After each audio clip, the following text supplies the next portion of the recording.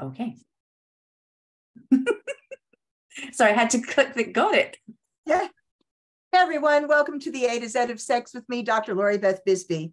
I'm a registered psychologist and accredited advanced gender, sex, and relationship diversity therapist, speaker, author, and most latterly resident specialist therapist on Open House, The Great Sex Experiment, second season of which is running on Channel 4, and you can download both seasons to binge watch on all 4.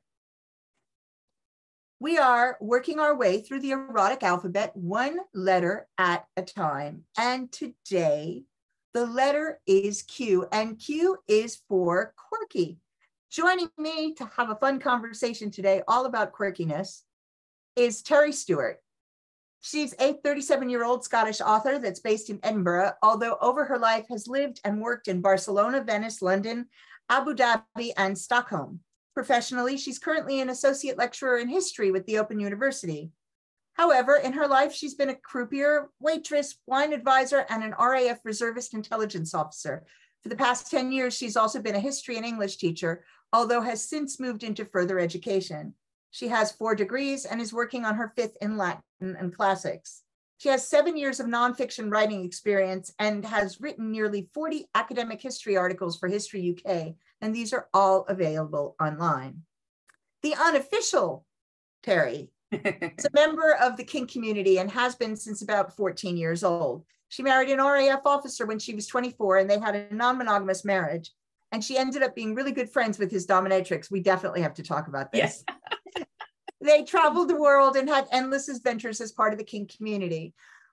This relationship ended when she was 29 because he cheated, and we'll talk about that as well, because sometimes people don't think that you can cheat when you're non-monogamous. So true. I know. It drives me nuts. And she's currently in a married monogamous relationship. It's the BDSM part of the relationship that's important to her, not necessarily the monogamy, non-monogamy. She's a podcaster and writer, and she's currently writing, and so far self-publishing, a series of contemporary upmarket women's fictions. The difference is that the series is entirely based around the kink community. So, welcome to the show. We will talk about this. Thank you so much. That's one hell of an introduction. I know you. Well, you are the definition of quirky, so there it is. Hooray! And I will take it. Thank you. It's great. Yeah. No, I was in a polyamorous, well, a non-monogamous / polyamorous marriage, and that ended because he cheated. And I always remind people that cheating is about breaking agreements. Absolutely. That's exactly right. And when I was kind of coming out of that marriage, I was explaining to friends, and, you know, a lot of my close friends obviously knew about our sort of, what they would have called like an open relationship, but non-monogamous. And some were incredibly confused by the idea that he could have cheated. And even when I explained, like, they were obviously very sweet, and they were, you know, they believed what I was saying, but I could see that they still didn't quite understand. Yeah, they don't often get it. It's because they think of it as, if you're non-monogamous, that's a free-for-all. Exactly, and anything goes, and there are no I don't really like the word rules, but, you know, yeah, there are no boundaries. No agreements and no boundaries. Yeah, I mean, exactly. There are rules. I don't know why people don't like the word rules. There are rules. We make agreements, we make boundaries. Yeah, you're right, it's true. And relationships run better when we have agreements. Yeah, and I think absolutely. I've always said you can modify an agreement. So I never understood the need to cheat, because all you need to do is have a conversation. Exactly. And it's so simple. That's kind of the irony. And I think that's what kind of drove me, apart from obviously all the hurt and the pain and everything. It's like, that was so baffling to me, where, you know, he could have had the experience that he had absolutely fine. It wouldn't have caused any problems had he been honest about it. And yet he wasn't. So it was really jarring for me to kind of understand, you know, why would you do that? What was the point? And it wasn't like, you know, it was a kink where he maybe got off on the secrecy of it, because it devastated our relationship. You know, it wasn't about that. It was just, the whole thing was incredibly, it just felt really sort of sadly pointless. Yeah, no, mine lied for 6 months. I mean, he had an actual affair, and And the reason is because he knew I would have said no about that person because the person was crazy. Like yeah. drama bringing, crazy making human being. And I was really clear that I did not want that in my life. And it was like, well, you were lazy. You could have gone and found any one of a number of people that I would have been perfectly happy with you seeing. And I wouldn't have, it would have been none of my business, but you chose somebody within our local community. You know, my son was at school and it was his best friend's mother. Oh my God. And my son was little. And so you chose somebody who was known to be crazy and who, you know, and who then talked about it, this whole thing, the whole time while it was going on. All sorts of people knew, and I didn't know anything because I was the one who was working. So, you know, and it was this huge drama. And when the relationship ended, it was a huge drama, and she was threatening me. And I mean, it was just awful. And that was completely avoidable. Yeah. Yeah. That, I mean, that must make it even worse. Completely avoidable. It was like, you know, the reason that's the reason I would have said no is because that was all predictable. All you need to do was get up off your ass and look for somebody, which you chose not to do. Yeah, it must be nice though, knowing you're so much smarter than she is. No, that was the end of the marriage. I was like, yeah, that's okay. You know, I'm done. Yeah. I don't need, if you can't even be honest about that.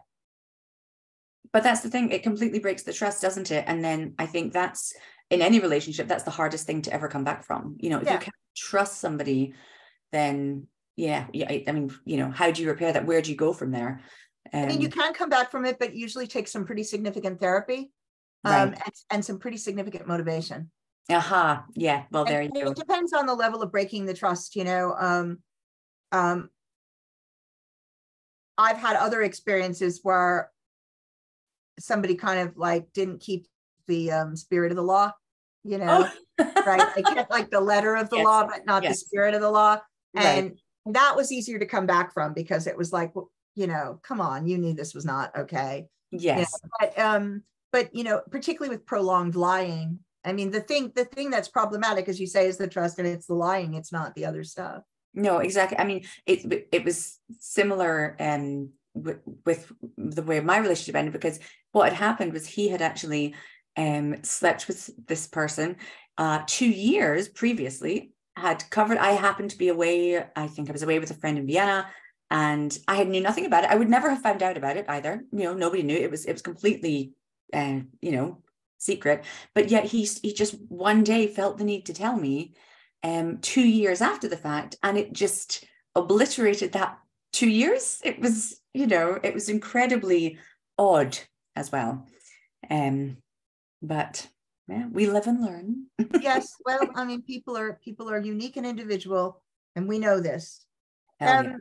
So, I mean, you've had some really interesting, varied life experience, which obviously, as an author, I know that the more interesting our lives are, the more interesting often our writing is, because, you know, we've experienced odd things. Yes, well, here's yeah, you know, so I think being part of the kink community is always an interesting statement when people say it, because it sounds like there's one community. Yes. Like there's one place you go and one group of people you meet up with.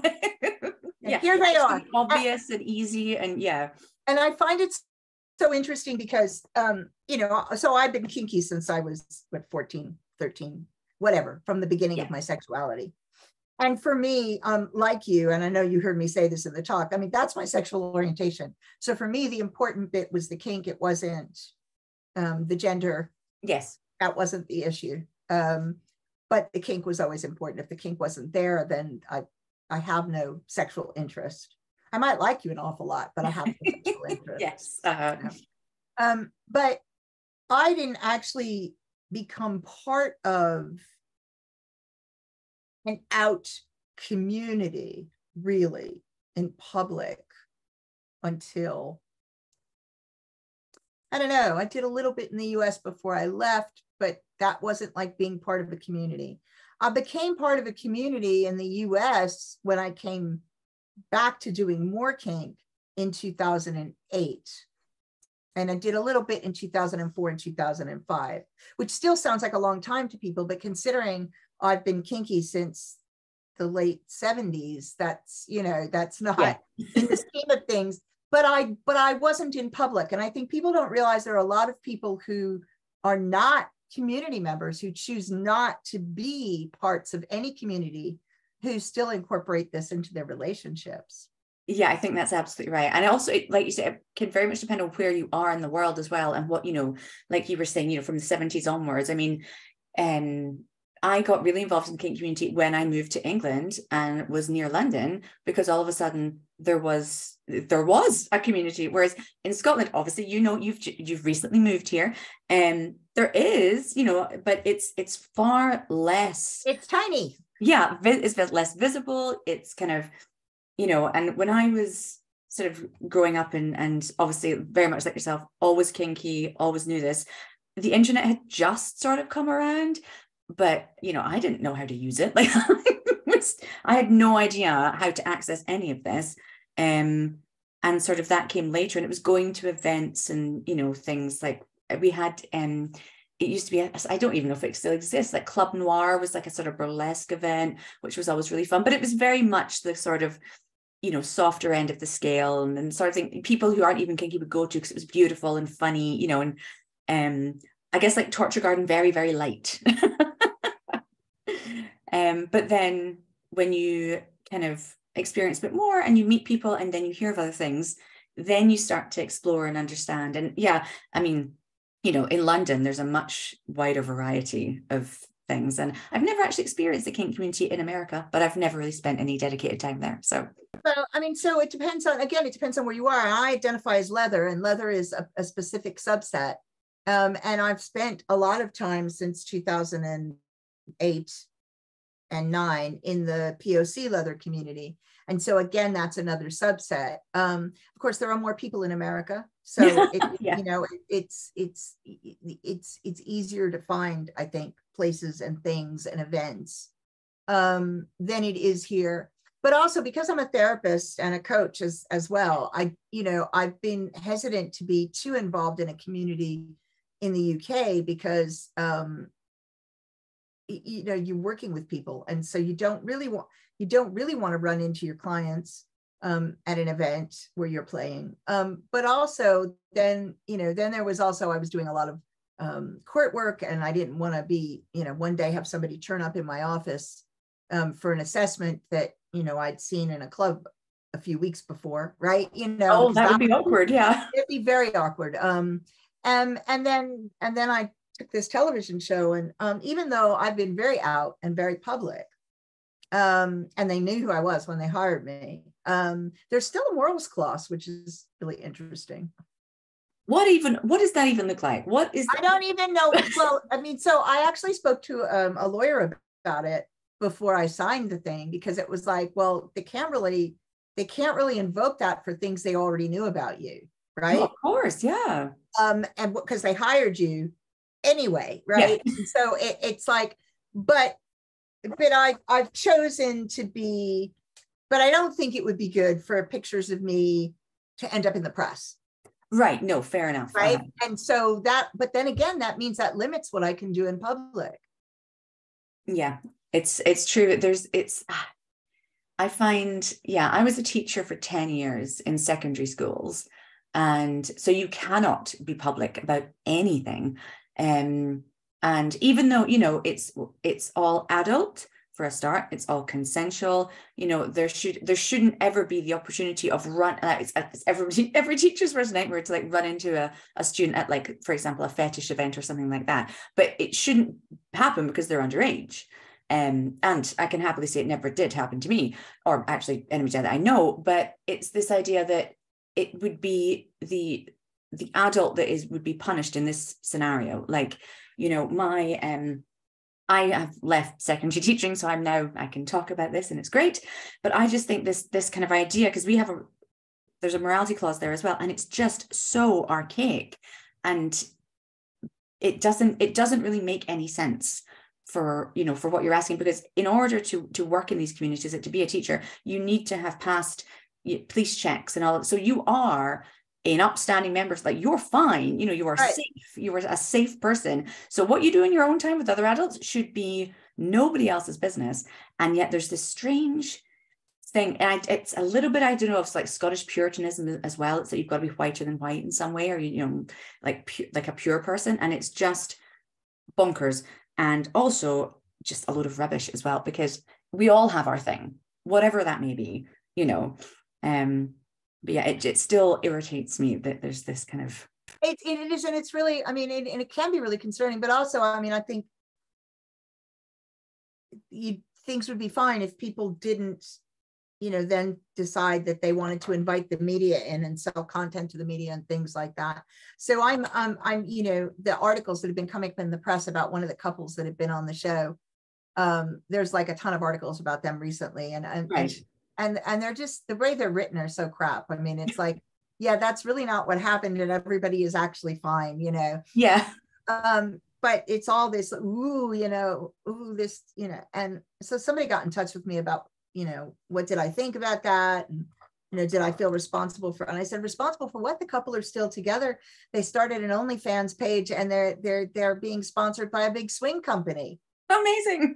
You know, it's like, yeah. It's like, I'm sorry, but like, I had nothing to do with that, right? Yeah. Right. But clearly, their foray for the first time on the show didn't damage them, because they've started a whole new life based on this. So yeah, it's about perceptions of things, and also with stuff like the media, it's what's going to get attention. And, you know, the more catastrophic something is, or yeah, there's, I mean, I think there's a lot of things on about OnlyFans sort of coming up and being discussed and stuff. And I think it's great discussions to have. But yes, I think the reality can be a lot. Yeah.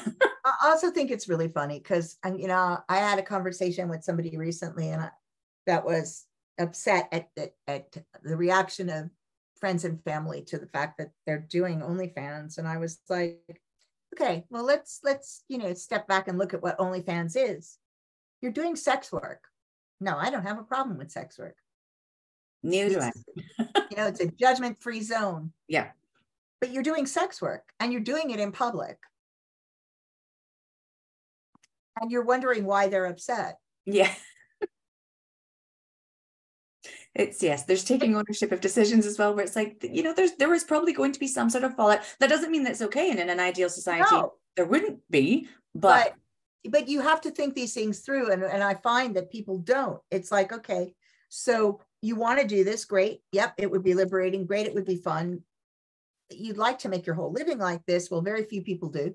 Well, yeah, we can start there. We can start there. Very few people manage to make their whole living like this. Most of the people that I know who make their whole living like that were doing traditional porn already. So they're well known. They had an audience already. Or were cam people. So they had an audience through doing cam work. And then you still have a limited life. Yeah. There is a certain point at which, if your audience, maybe you can be successful in shifting your audience, maybe, and some people are, but for a lot of people, there's a life, and it has to do with the attributes you're bringing and the condition of your body and all of that. And at that point, you're done. When that bit's done, you're done. And so what are you going to do then? You haven't thought about that. You also haven't thought about what impact what you did might have on what you want to do. Yeah, it's so true, isn't it? I remember reading a few years back, I think, about Mia Khalifa, and she'd come out of porn acting, I believe, and, you know, was doing other things, I think sports presenting or trying to, and it was just, you know, it was exponentially more difficult for her because she had been, you know, an adult movie actor, like a porn actress, and just how, you know, kind of unfair it was to be stigmatized with something that, again, you know, she had finished with, and, you know, it was a choice that she had made, and then she had come out and wanted to do something else. And yeah, it was much, much more difficult. Yeah. But of course that's because of prejudice.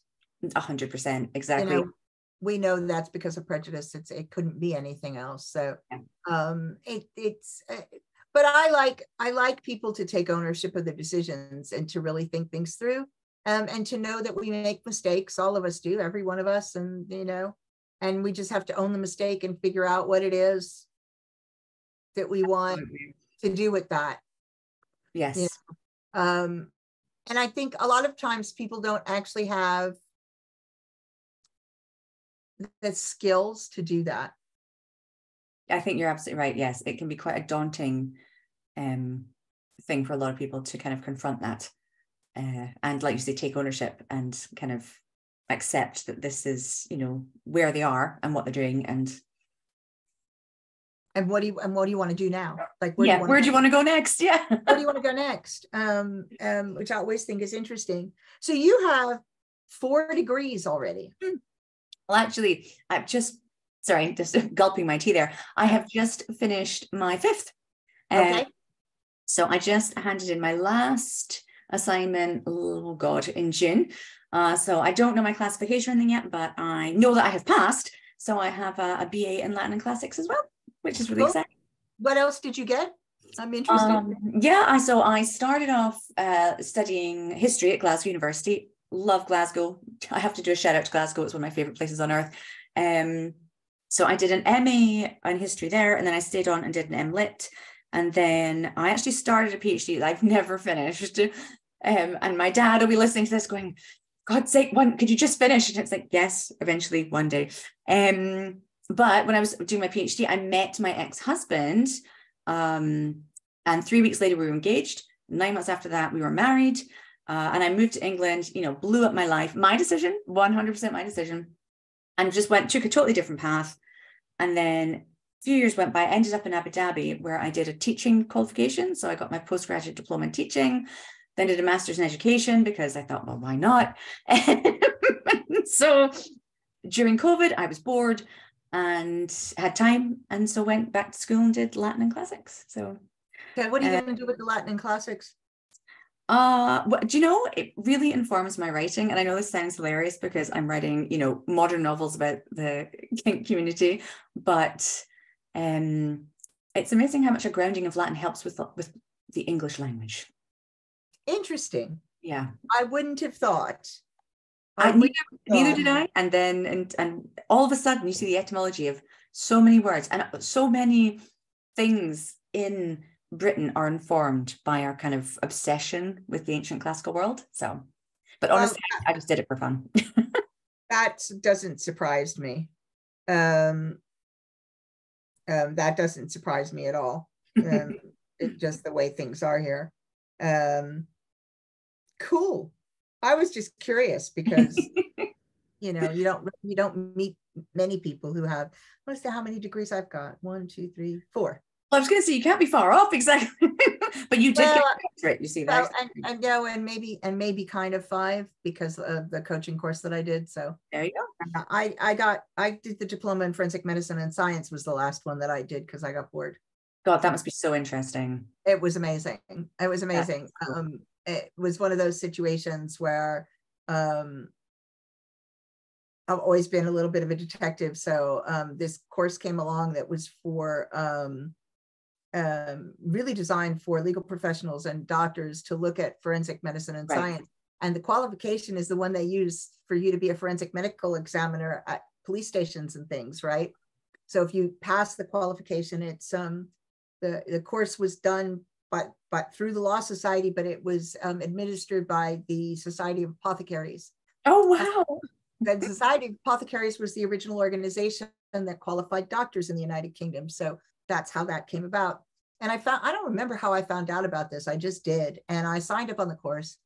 And I think I was in like the first class, and Professor Vanessas, who was a forensic pathologist out of University of Glasgow, said to me, you know, you can't take the exam. Huh. And I said, pardon? And he said, well, you've got to be either a lawyer or like a lawyer, a solicitor, or a doctor to get this qualification. And I was like, well, rubbish. Yeah. You know, I've got a PhD. Why couldn't I know? That's the strangest rule. Yeah. So I actually petitioned the Society of Apothecaries. And to this day, I believe I am the only non-lawyer or doctor who has that qualification. So they allowed me to do the dissertation, and I sat the exam and I passed. And so I have a postgraduate diploma in forensic medicine and science. That is fabulous. Apothecaries. was the coolest thing. I know, amazing. It was an absolutely cool course. And I'd gone up to University of Glasgow to see autopsies, to watch Professor Vanessa perform autopsies. Okay, people are finding out weird shit about me. Because I'd never seen an autopsy. And so I wanted to see one because we were studying forensic pathology as one of our units. Of course. I was like, well, you're describing it and I'm seeing pic, but I've never been to one. So I wanted to go. So he invited me up to come up to Glasgow. And there was a disaster over in Europe around the time. So this was in 1998, 8 or 7, 8. This was in 1998. And so there was like this disaster that happened and there were a lot of bodies.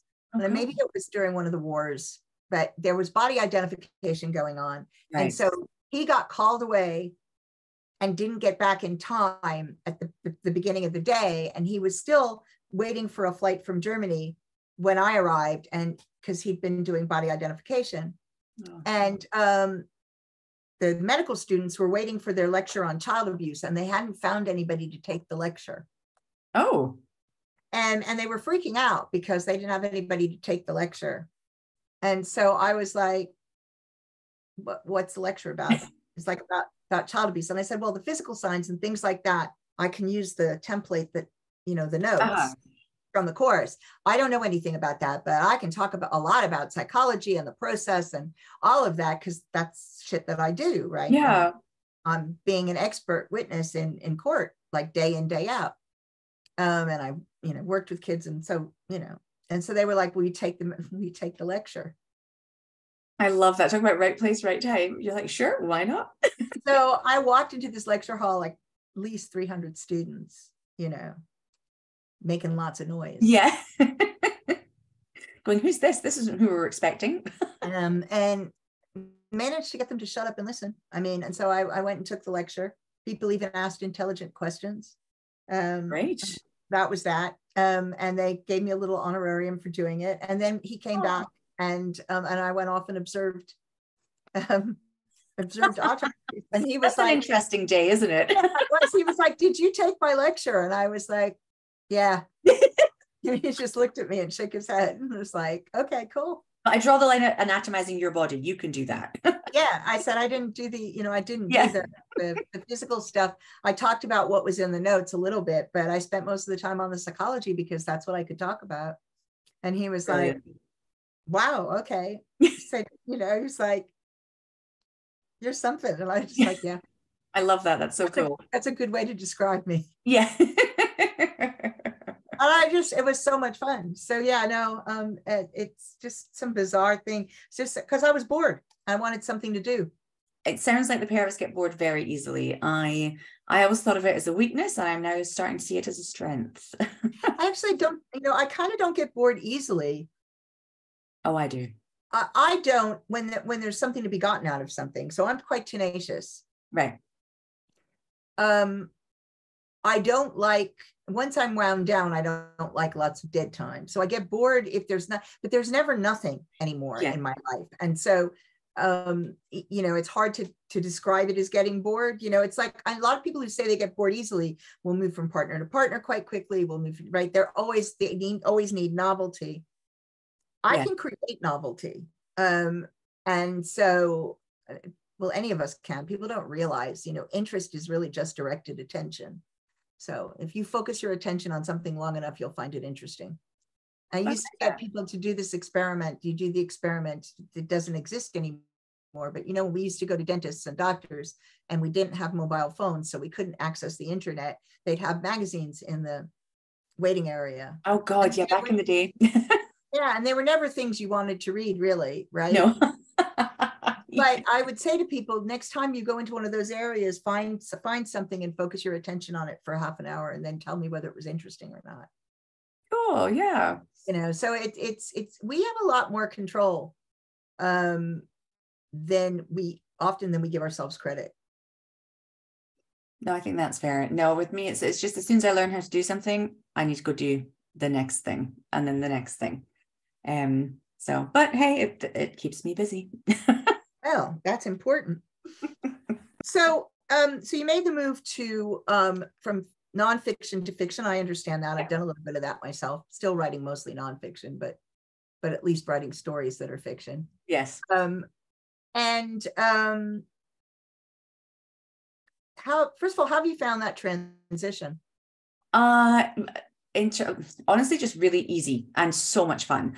The nonfiction, I love researching things that I'm interested in. So the historical stuff that I was asked to write was always brilliant fun because the topics were just amazing. And like you say, once you delve into something, it was always super interesting. So I absolutely loved that. But it was also, it was writing about something that is a known subject. So, you could write scads and scads, but it's a means to an end. There's sort of an end point. You're covering a topic. Once that topic is covered, you're kind of done. And I'd always wanted to write fiction. I'd always written, I started the same novel, honestly, about 10 times and wrote the same, 2,000 words 10 times. And then eventually, I feel really bad saying this because having written a novel and working on the second one, I know how hard it is. And I know it is such an achievement for anybody who actually does it. But I read 50 Shades of Grey and was like, this is dire. I'm so sorry because I am impressed. Oh, don't apologize. No, but I just, as a writer, self-publishing has its positives and its negatives. Yeah. One of it, it does. It's got its positives and its negatives. Yes. And just, I was so excited because I got it was years ago when it was free on Kindle Unlimited and you get your recommendations. And I was like, great, oh my God, this sounds perfect. How exciting. And I was like, really, the dominant in the relationship has been abused as a child. That's what you're going with. And I just thought this is such. Well, it was definitely written by somebody who was not kinky. Yes. And so there's a thing about writing what you know, and about, writers often write about things they don't know about. I mean, that is part of being an author. However, I've written fiction since I was a kid in terms of short stories. I've just never done the novel thing. I suppose my erotic memoir could be considered, but it's not fiction. Yes, it reads like it's not parts fiction. of it are fiction, but parts of it are not. But I write about things I know, and or things that at least I've been exposed enough to that I can find out more, and I reasonably know. I do not write, for the most part, I do not write about things I don't know anything about. But lots of authors do. They go and they get an idea and they get some characters and they go and they research so that they're speaking, with they've learned something about it. Yes. With 50 Shades, it was clear that this person had no idea how things worked. Yeah. And that was problematic because so many people have modeled their kink lives on. Yeah. And it was heartbreaking for me because here you have a book that got so successful, which is amazing, which was bringing kink like into the mainstream, and it was awful. And I was like, how has this happened? So I finally got my butt in gear and was like, you can do better than this. And so I actually started writing one book and immediately was like, this is at least 4. So I've written the series. Well, I'm writing the rest of the series because I just wanted I wanted there to be books out there that's erotica, but it's intelligent erotica, and it includes the kink community in a non-pejorative sort of othering way. And there are people who are great. There are authors I refer to all the time, like Cecilia Tan, for example, who's phenomenal, who writes kink and BDSM sci-fi and fantasy. Amazing. I think you might have mentioned that in your talk, actually. Oh my God, Cecilia Tan's incredible. One of my favorite stories in the entire world. I mean, she writes full-length novels, but she writes short stories as well. And one of my favorite stories in the whole wide world is called Telepaths Don't Need Safe Words. Well, I love the premise of that already. And it is phenomenal. And then she did a whole book based on those characters called The Veldere. Well worth it. Laura Antonou, who did the Marketplace series. Mm-hmm. They're wonderful. Laura's bright and a great writer, and there's even fan fiction that's been written. Oh, amazing! Yes, short story fan fiction and stuff. But they never got to the place where where they hit mainstream, which is Yeah. so, to me, horrible, because they're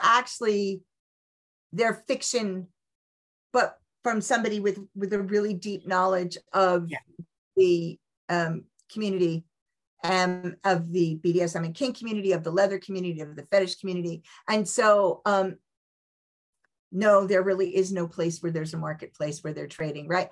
Yeah. But the reality is that all of the bits and roles have real reality. If you're actually in the community, you're like, yeah, I recognize that. And then the funniest one that she did was she did the Killer Wore Leather, which was based around a leather contest and conference. And it's a comedy, and it's hysterical. And, so it's just, and yet, compared to the author of 50 Shades, like this person's doesn't make a decent living as a full-time author and has written amazing stuff. Yeah. And it's heartbreaking. And I look at it and I'm like, this is, it's a bad romance novel with kink and BDSM thrown in. That's it, exactly. And if you like to read, trashy romance, you crack on. I love a trashy romance, but it was because of what I think it was trying to do and failing to do that it almost actually offended me.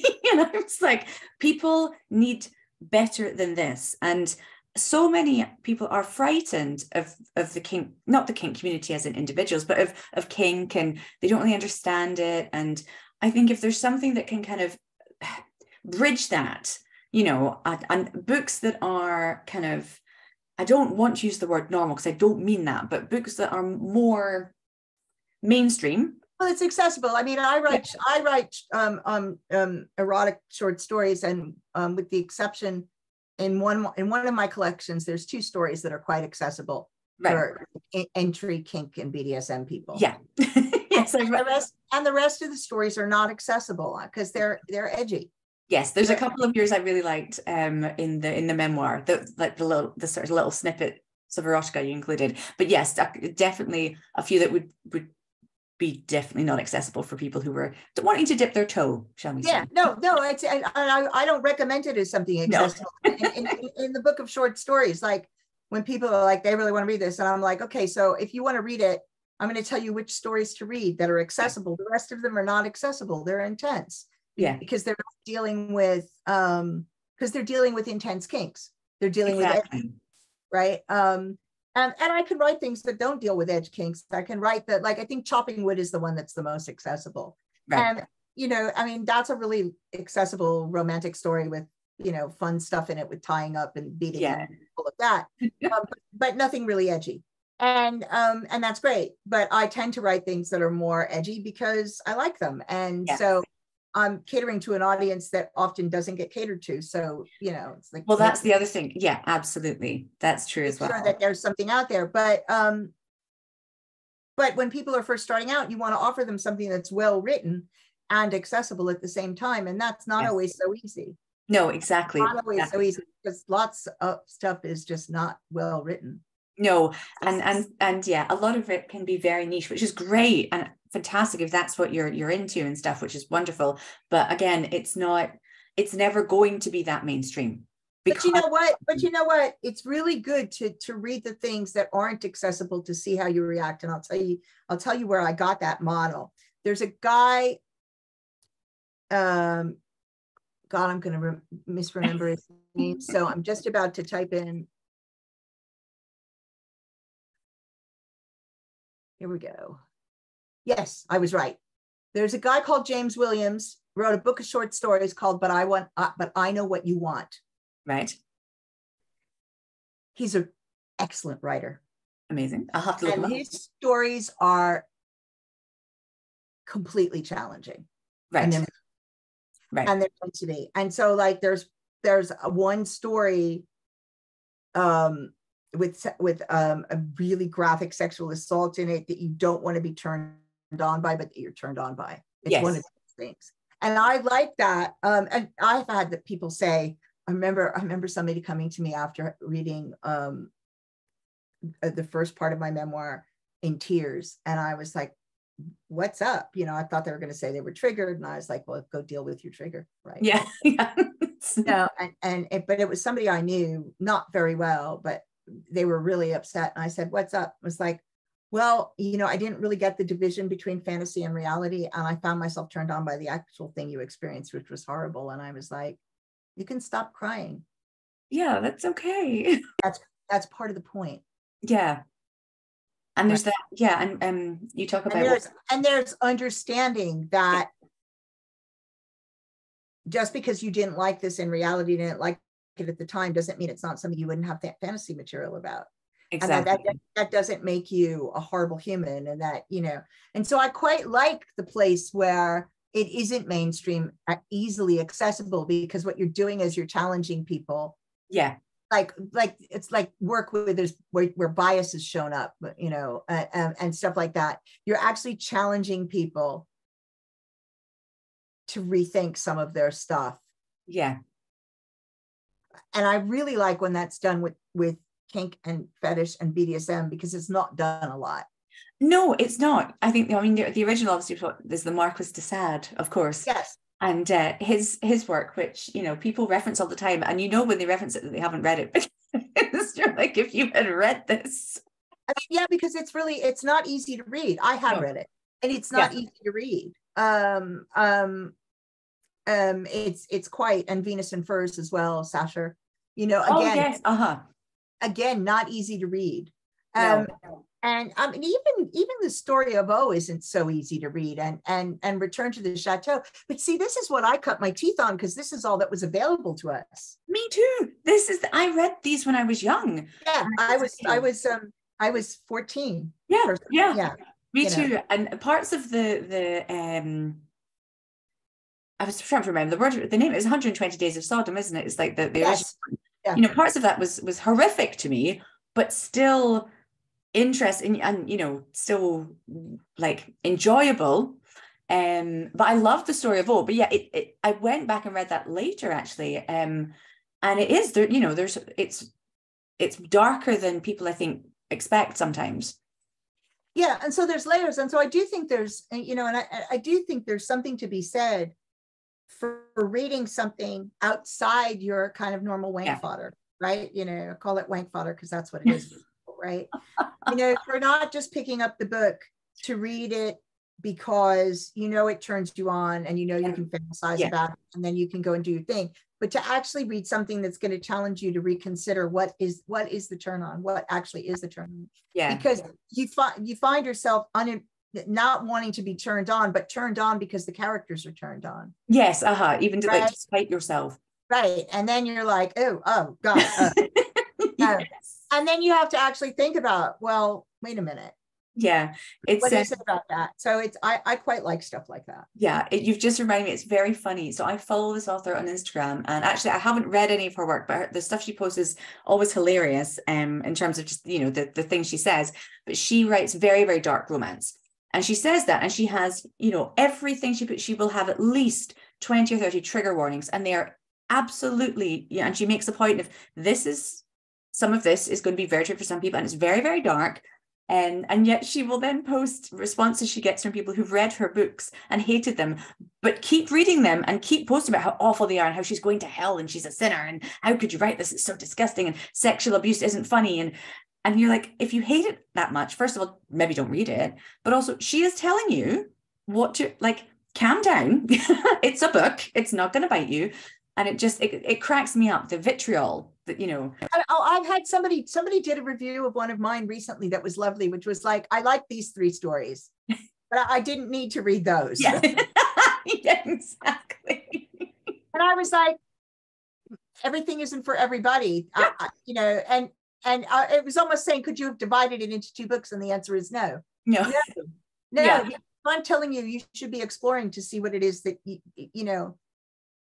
by all means explore, right? Yes. Most of my stuff is reasonably dark, or edgy, because that's me. Yes. And when you read the memoir, you actually really understand. When you read the memoir, you have a really good understanding of why my erotica looks like it does. Yes.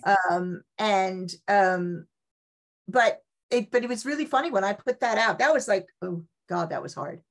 I struggled with that for many years as to how I was going to write this. And it was a book coach that I was working with, the inimitable Meg John Barker, who's the most incredible book coach on the planet, who said, I think you should write this as an erotic memoir. And I said, what? What's an erotic memoir? And they said, you put a piece of erotica and then you put the reality. And they said, I think that and then some analysis would actually be really intense and would really add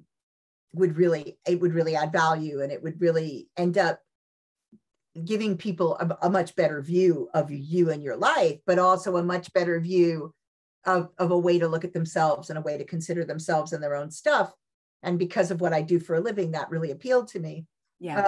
And so what I did was I've been collecting stuff for about 15 years, where I'd write snippets and I'd put it away. And I had erotica from the time I was 12. And the stuff from when I was 12 was really funny, but I digress. But I had stuff, and I pulled it all together, and I pulled quotes out all together. And I got set up to write to decide. So I decided kind of roughly what was going to be in the book in terms of the erotica. So that was one stage where I had to actually go through everything and go, okay, I don't know which piece is going to go where, and I don't know if all of them will go in, but this is the pile of stuff I'm going to put in this, and the rest I'm not. And then NaNoWriMo, National Novel Writing Month, which is in November every year, I got set up for NaNoWriMo 2019 that I'd said I was going to write a draft, a full draft. And it was just before I was going to do that I realized that I hadn't returned to the place of my biggest trauma, that I'd never gone back. Oh, wow. I was having trouble writing certain segments, and I thought, fuck it. So I went on a road trip in the October, and I spent 3 weeks revisiting places that were going to be in the book, which was really intense and really cool. And then came back and sat down for NaNoWriMo and wrote the draft from start to finish, and then put it out early 2020, in the middle of the first lockdown. Yeah.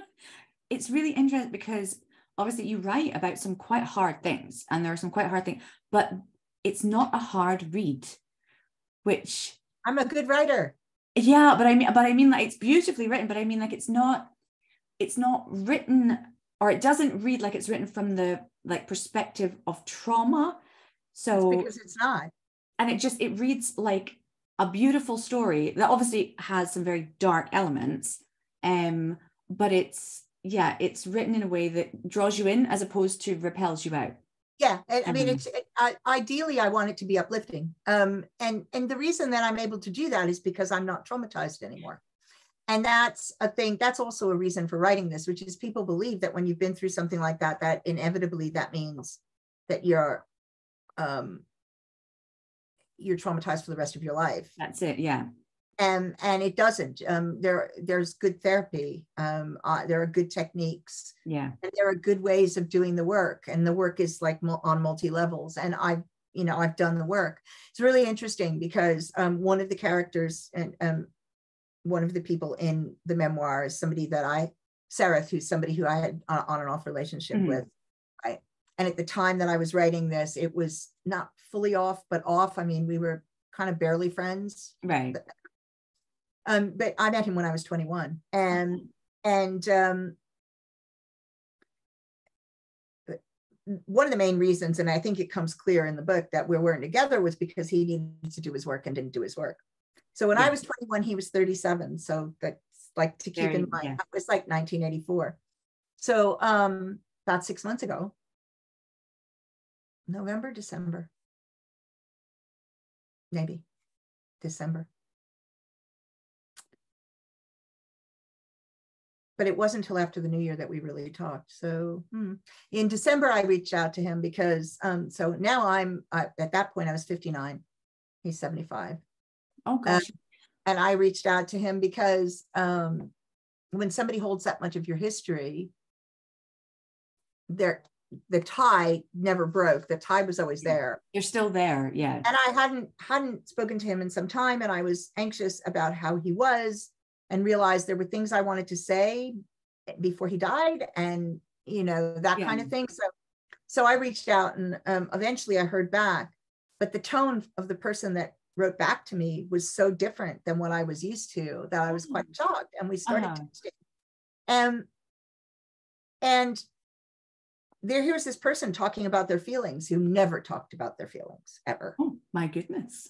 And I discovered that after all those years, he decided to do his work.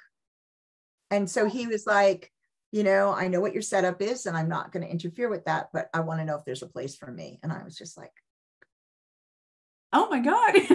what? Yeah. So after 39 years, we're in a relationship now. And like, it's like, it took 39 years to sort this shit out. You know, I'm like, so we started seeing each other again, and my system works. I mean, he fits really well, and everybody nice. Yeah. Everybody's fine, which is good. Yeah. But the first time I went to see him, which was in April, we ended up talking about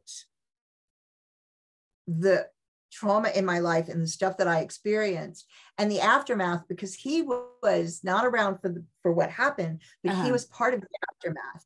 And there were things that he brought up, and in dialogue, things I realized that mean that I have to go back to the memoir, because I want to rejig a piece. I want to put a postscript on, because there were things that I never was able to come to terms with or make sense of until we had this conversation. That's some of it I can't put in a book. Yeah. But some I don't know when I'll do it, because right now I have stuff on, but I'm like, oh, I now have to go back and rejig some of that. Because I think that one of the best bits is to be able to say, and people can decide to do their work at any age. Yeah. I love that though, that you know, eventually it happened. Like, oh, that must have been amazing. Seriously, you know, I mean, you know, I've always thought, you know, when people get into their 60s and beyond, you know, if they haven't worked on it and they're not in the habit of working on themselves, they're probably not going to. So somebody had to show me up, right? Yeah. I think it's probably still, you can make that generalization, but I think it's never over till it's over. And yeah. And I've learned that. And so when I wrote that, and I still feel this way, I mean, when I write stuff about trauma, I write stuff about the fact that you can come out the other side of it. And I'm realistic about how it impacts relationships. But somebody said to me, you know, does it impact your relationships anymore? And it's like, well, no. Wow. It does, in as much as it's part of who I am. Yes, and it's part of I don't have trigger warnings. I don't have trigger warnings on me. It's not like, oh my God, if you do the wrong thing, you're going to step on that, and that trauma, like that doesn't get triggered. And that's fantastic. I mean, that is amazing, considering, you know, some of the things that you talk about, and to know that must be so comforting for so many people. I completely freaked an audience out the other night, because the way that, you know, the talk changes no matter what I'm doing. Of course. And somebody asked a question, and the way they asked a question, I just said, you know, well, you know, I was killed during, you know, my first relationship, my first proper BDSM relationship. The guy killed me in the middle of it, and, you know, then brought me back to life.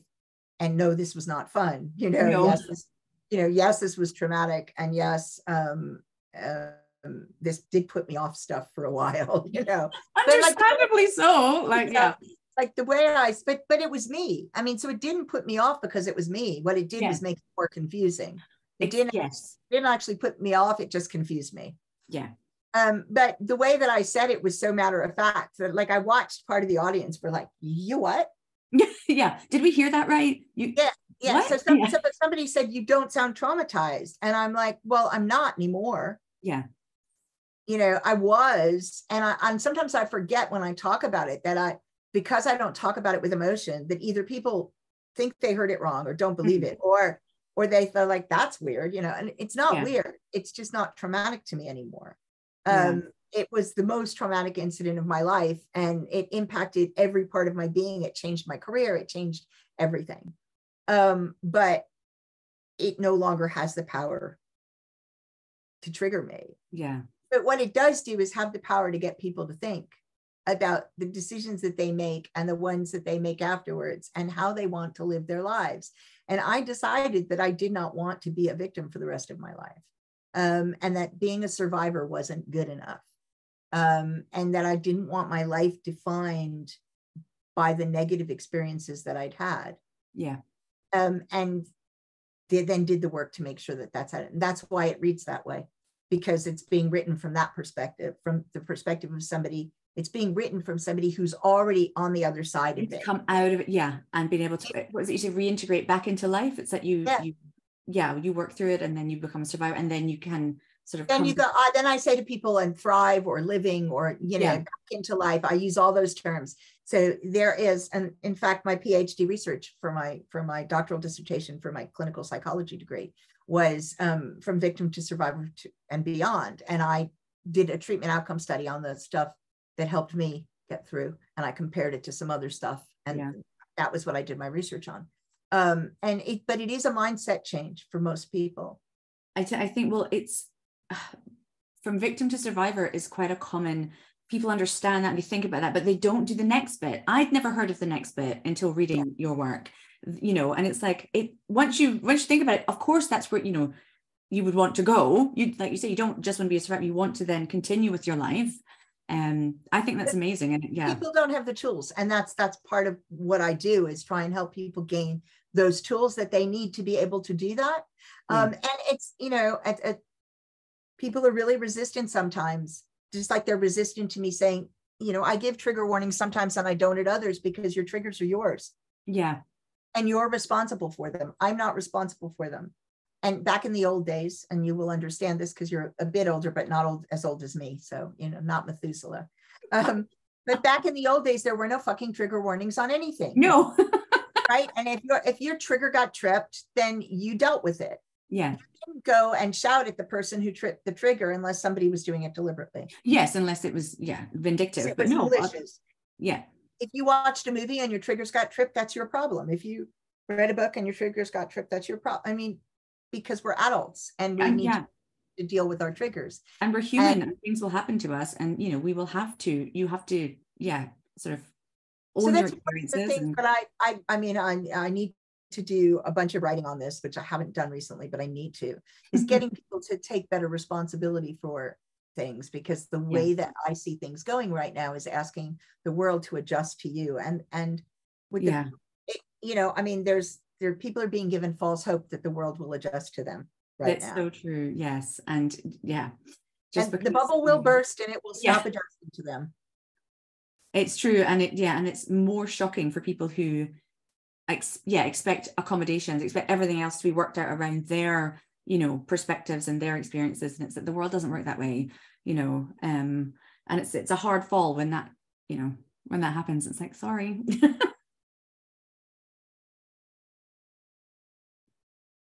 So where can people find Vice, which is the first book? Yay. It's on Amazon, so it's available. Either you can buy it in Kindle, sort of ebook content, or there's an actual physical book, because I'm old-fashioned. Yes, and it's a modern kind of upmarket women's fiction, but it's based around the sort of the kink community and BDSM. And it's delightful. So you can find it there. And if they want to connect with you, so I'm on Instagram as Terry Stu Author, but also I've got a website, Terry Stu Author. Basically, Terry Stu Author, you will find me. And I'm delighted to connect to everybody and anybody. Thank you so much for joining me and having this wide-ranging conversation. It's been brilliant. No, thank you. I've loved every minute. Oh, my pleasure. So thanks for listening, guys. And next week, the letter is R. If you want to grab 30 minutes free with me, you have to write a review and enter my monthly contest, because I give away 30 minutes free every month. That is, at the moment, the only way to grab 30 minutes free with me. So either write a review of the podcast or one of the books, and I will put your name in a bowl and we choose one every month. The other way to get some access to me for not so terribly much money is to consider joining my new private members club. That starts at just under 50 pounds a month and gives you access to a bunch of original content, the opportunity to ask questions in the group, either anonymously or with your name, and get answers throughout the month, and at least one live a month, sometimes with special guests. It is a great way to get significantly more access to me than, for example, purchasing the answer to one question, or hopefully catching me live on Instagram or TikTok or Facebook, because I don't do loads of those, because these days I'm running around the country speaking. So if you're interested, either email me or head over to my website, drloribethbisbee.com. In the show notes, there's also a link so that you can join. If you have something special you want to hear about, do let me know. Email me at drloribethbisbee.com. Have a brilliant week and stay safe.